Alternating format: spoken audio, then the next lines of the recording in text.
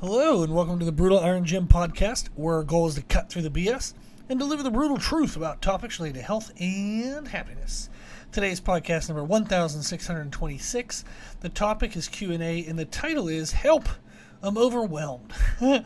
So we had a podcast listener send in his story. We started working together a little bit, and he's now doing a lot better. But I wanted to share this story because it actually comes up more often than people might think. So I wanted to share it in a sense of giving permission for people in a similar position that it's okay. You're not the only one. And for all of us to understand that when we're overwhelmed, you're not like weak. There's nothing wrong with you. We all feel overwhelmed, and it's just a part of life. But then learning how to address it, learning how to work within it is very helpful. Okay, so what the situation is they're a personal trainer. And immediately, that typically means that, like, I'm a personal trainer, so I feel this personally, is you would feel almost wrong or feel like you're inadequate if you were to talk about your own struggles when it comes to physical fitness, because you're supposed to be the one that teaches everybody else how to do it. So over half of my clients are actually personal trainers. And even though they know what to do, there's always more to learn. And they benefit from like the lessening of programming stress while they're programming for everybody else. It's kind of easy if somebody programs for them rather than them having to also do that as well. It helps with accountability, just like what it does for their clients, and for education. So there are benefits for trainers having a trainer, and it doesn't mean that there's anything wrong with you or that you're not a good trainer just because you have trainers. The best professional athletes in the world have trainers for what they do. So this listener, they're a personal trainer. They opened their own studio, and through a friend of a friend, they had heard about my podcast, and they had been listening to a couple of podcasts I have about owning your own gym. So you can actually just type you can go to our website, www.brutaliron.gym.com. We have instructions on how to find older podcasts. But we have podcasts, if you were to search for them, in the title is Own Your Own Gym. And I go through and talk about my story, pricing, how to hire trainers, what type of gym you should have, depending on your personality type and how you want to help people. So a little bit of good background there. And then they were also listening to our old trainer education podcast, which I think I have I don't even know, a couple hundred of them. But what I found with that title was regular people who weren't personal trainers didn't think they would benefit from listening to those podcasts. And I was like, oh no, that's not good. So we changed that, and we don't have that title anymore, even though a lot of those same kind of lessons are built into the podcasts. But he was listening to the business stuff. He was listening to the trainer education podcast, and he was feeling overwhelmed. He was overwhelmed with how much he had to do at his studio, and he was losing motivation for his own training, and he was falling kind of behind, and it was in just a tough mental place. So the friend who had told him about the podcast also encouraged him to go ahead and reach out to me. So helping him basically was just simplifying his nutrition, simplifying his training, and helping with efficiency of effort. So he was doing a lot of stuff, but it wasn't always like the most important stuff. So he was busy, but he wasn't doing like the things that meant the most. And accountability. So he felt overwhelmed taking care of everybody else that he didn't have space to take care of himself. By having a coach, by having somebody train him, it gave more purpose and more motivation to take care of himself because somebody was looking, somebody was watching, somebody was waiting. If he didn't use my programs, he wasted my life by having me write them. So there was definitely a lot more accountability, which has been very helpful for him. And then also to answer questions. So since I've been personal trainer for over 20 years, I've run into a lot of situations, helped a lot of people, and I was able to help with answering a lot of questions. So he's now taking better care of himself, and he feels kind of reinvested into his business and his clients as he was reinvested back into himself.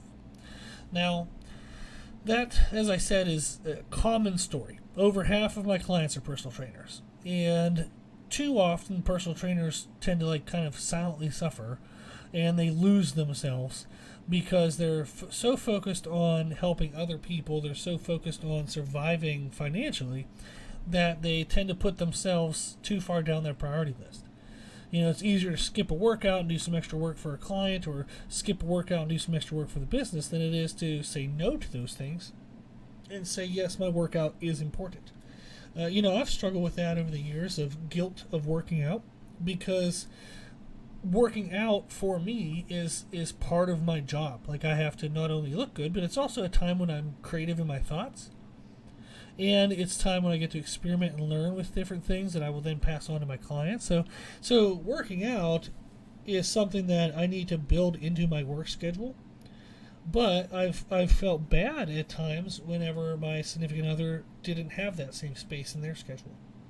So it was challenging to kind of work through feeling of, like selfishness, but yet knowing that it was necessary for the business. Would they see that the same way? Now, I've been very blessed. Is my wife Meredith is ridiculously amazing, beyond words amazing. Can't explain it. Oh, she's a gift from God, and in many ways. But she does understand. With her having a CrossFit coaching background, she's competing in bodybuilding before and won. Freaking awesome. She has Olympic lifting certification from the Olympic Training Center.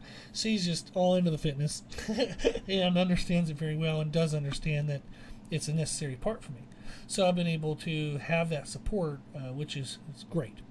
Now, that's the thing, is the client who is a personal trainer, he needed some help, and I'm glad he got it. Meredith and I were watching this animated short that just won an Oscar this year, and I forget the name. It was like The Boy, the Mole, the Fox, and the something. It's a long name, but it was based off of a cartoon. And in the scene that we were watching, somebody, like, the one character asked another character, they said, what's the greatest thing you've ever said? And the other character replied, help.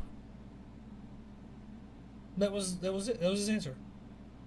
The greatest thing he ever said in his entire life was help. Help didn't mean that you were giving up. Help meant that you refused to give up, and you weren't going to let your own self be your limitation. Help. That was the greatest thing that person had ever said in their entire life, because it helped them continue to advance their life, continue to become better, become more, to continue to just create a greater life. Help. And that's what I'm glad and very happy for the trainers I do work with. I'm glad that they got to the point where they were willing to say help, rather than continue to let things kind of fall apart in their life. So since we've been working together, we do the one-on-one service for him, and then he actually signed up for the live monthly programming service, so he gets a bunch of training programs that he can then modify for his clients. So he has a great base program, just modifies a few things here or there if and when he needs for whatever client's individual needs. So it really streamlined everything. It made it feel so much better. He could focus more on the quality of the training, more on the connection, more on growing the business, since he's new in the business right now. So he's unloaded some of that stress for himself. So he streamlined his efforts. He feels more organized and has kind of reclaimed a sense of control in his life. That's an amazing way to now feel. So when you feel overwhelmed, it's helpful to stop, take a breath, and analyze what you're doing. That was the biggest thing that we did. So he got help, but even if you don't want to reach out for help yet, I understand. I think it's a great thing to do, and it can do through videos, through books. It doesn't have to be through a person. Just go get more information. That helps a lot. So when we're overwhelmed, what we found with that trainer, and what I find with a lot of trainers, is that they're often super busy. They're never not busy. They're not overwhelmed because they're not working. They're overwhelmed because they're working so damn much, but it doesn't seem to be getting them ahead. There's areas where they're falling behind, or areas that they don't feel like they can fit into their life, And they're like, how the hell do I do it? How do I do it? How do I do it? I'm busy all of the time. I'm working 60, 70 plus hours a week, and I still can't get everything in. When we're feeling overwhelmed, we're often super busy, but we lose track of urgencies versus importances. And we focus on being busy instead of impactful. So what I mean by that is with that trainer, their nutrition, they were eating frequently. And they said that's what they were really wanting to do. They wanted to get food in because they knew they were super busy all day. So they're like, I got to get food in. I know that if I don't eat enough, my energy will be low. I'm going to gain a bunch of body fat. I'm going to lose a bunch of muscle. I'm just going to feel like crap. So they were eating a breakfast before their morning clients. They had a shake in the middle of the morning between clients. They prepared food like ahead of time. They like meal prepped, and their significant other was helping them. So they had food for lunch. They had a shake in the afternoon, either with the workout or after his own workout. And then he had clients all evening, and he had a meal when he got home and before he went to bed. So his meal frequency was pretty good. He was eating frequently throughout the day. But when we looked at what he was eating, his calories were way too low. Protein was way too low, and his hydration was way too low. So he was eating often, but he wasn't eating enough. And it just wasn't the right balance of foods to get him enough protein. He was underestimating his calorie needs because he was so afraid to gain body fat. He was actually under eating, even though he was eating so often. And because he was trying to eat things on the go, he didn't have a lot of protein in his meals because he had a quick protein at breakfast, but it was only 15 grams. Then he had 2 scoops of protein in his mid-morning shake, which was 50 grams. And then his lunch, he sometimes ate it, but we found out that 2 to 3 times a week he'd skip the damn thing because he was so busy doing other stuff. And then he'd have a protein shake if he worked out that day. But if he didn't work out, he didn't have the protein shake. And then he went all evening without eating anything while he trained his clients. And then he had a big meal at night, but it might only be 40 grams of protein. So he was ending some days with only 120 grams of protein, and this dude was needing 200 or 200 or more. So even though he was eating often, calories weren't good, protein wasn't good, and hydration wasn't good. So he was putting in a lot of effort because he was mindful to have a breakfast, mindful to prepare and take the shake with him, prepare and take the lunch with him. He had the shake he needed for his workout at work. He had all this stuff prepared, but he wasn't always following through with it. So he was putting in a lot of effort and expecting a lot of results from his efforts.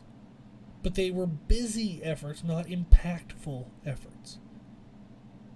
He wasn't accounting for what mattered most: calories, protein. Instead, he was focusing on an element of the process, meal frequency. But he wasn't focusing on the most impactful elements. So he was busy, but he wasn't impactful. And for his training, he was training 3 to 4 days a week. But since it was only 3 sometimes, and even on 4 days a week, he was typically used to doing 5 to 6 because he had a sports background. But so he was training heavy and aggressive because he didn't want to miss out on progress, and he also didn't want to take it easy on himself. He felt like, lessening his workout intensity because he was super stressed meant that he was mentally weak. So he was pushing himself to be his best. He was pushing himself to try to be a leader for his clients, but he was pushing himself too damn hard. He wasn't recognizing where he was and what his body had capacity-wise. So he was overdoing it.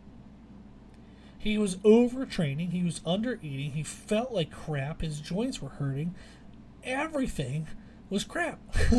So without proper nutrition, his joints were hurting. He was under-recovered. He had low motivation. He had big mental struggles to work out every single day. And he's like, this isn't me. I love training, but now, lately, I can't get myself to do it. He didn't feel like he was progressing, and it felt harder and harder and harder to get his workouts in. He was trying to add extra therapies at night. He'd get home and try to use his Theragun, some voodoo bands like floss bands, try to work his muscles loose. He just couldn't understand why his muscles were so tight and so tight and so tight. He was doing whatever he could, but it wasn't the best. He was putting in effort, but it wasn't focused on the most impactful elements. And all the elements weren't synced together. He was under-eating, overtraining. And then in order to try to address the recovery, he was trying to do extra therapies rather than fixing his food. So this is very common. We get overwhelmed and we focus on doing things, but we lose track of the order of the things. Are they really the most important things, or were they just what I could fit in that day, and I never stopped to analyze if that was the best thing to do that day? Or was that the best thing to do next day? Yeah, this is what I could do today, but what should I do tomorrow? So now, we have him eating the same times per day. His frequency was great. But we switched his foods around. We made sure we had calorie and protein minimums, per section of the day. His calories and proteins are now correct. And he drinks 2 extra drinks per day to account for the hydration. We have him actually charting and tracking that. And his training is much less intense, but it's more focused on specific target areas. So we're trying to shape his physique to be more aesthetically pleasing so it picks up more clients. But it means he doesn't have to do these crazy hardcore workouts. We're more so going to do bodybuilding than these big, crazy, demanding, crush your body kind of workouts that he was doing. So he was feeling overwhelmed. He was doing a million things a minute. But he just needed to take the time to analyze, are these the most important things? Are these the most impactful things? So when you feel overwhelmed, stop. Take a breath. And reanalyze what you're doing. What's the least I can do right now? And still maintain my minimums of relationship, my minimums of financial health, my minimums of, physical health, spiritual health. What are the minimums in each area of your life that you want to just maintain, make sure they don't fall behind? Just identify and figure out what's the least I can do in these areas. Then also ask yourself of what you're doing, it might feel urgent. It feels like it's necessary right now. But is it important? Is it actually having a significant impact? If I weren't to do it, what difference would it really make? And then the things that you are doing, the things that you believe you do have to do, could you be doing them more efficiently? Again, when we feel overwhelmed, you're very unlikely, if you're listening to this podcast, you're very unlikely to just not be doing anything. That's not going to be your personality type. Your personality type is, when I'm overwhelmed, is to do every damn thing ever. Just do more. So that way I can gain, I can get ahead, I can catch up, I can have more control. You just more. But when we do that, we tend to lose the distinction between urgency versus importance. Busyness versus impact. We have to stop for a second. Just 5 minutes. Just take a couple deep breaths. Look at what you're doing and say, okay, do I really need to be doing this right now? And if I'm going to do it, do I need to be doing it this much? Is there a minimum to this that I don't need to be doing as much as I am? There's ways to modify that. Now in podcast 1515, so 1515, so 1515, it's a mindset podcast titled How to Manage Feeling Overwhelmed. I want you to go back and listen to that because it goes through and gives you steps to take, okay? So if you are feeling overwhelmed, take the time to listen to podcast 1515. You can do it while you're doing dishes, while you're cooking food, while you're driving, while you're doing a million other things that your mind doesn't have to be 100% invested into, okay? Podcast 1515. You can find everything on our website, www.brutalirongym.com. But if you are feeling overwhelmed, just recognize that being more busy might not help. You have to make sure that what you're doing is important and impactful.